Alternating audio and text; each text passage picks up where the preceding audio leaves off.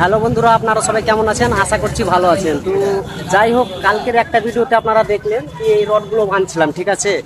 আর rod বাঁধার পর নিচে দেখছেন এগুলো আমরা পাইপ সাপোর্ট দিয়েছি, ঠিক আছে।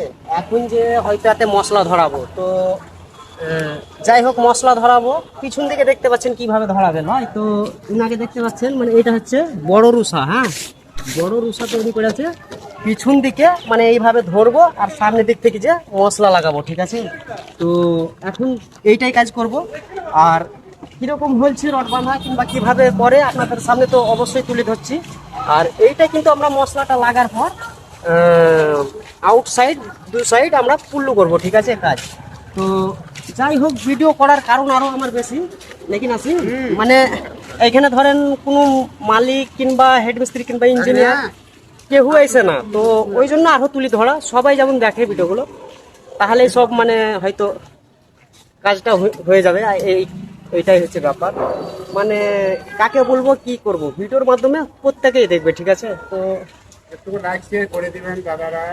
ঠিক আছে, তো সব ভালো থাকবেন, সুস্থ থাকবেন, এভাবেই দিতে থাকবো ভিডিও, ঠিক আছে।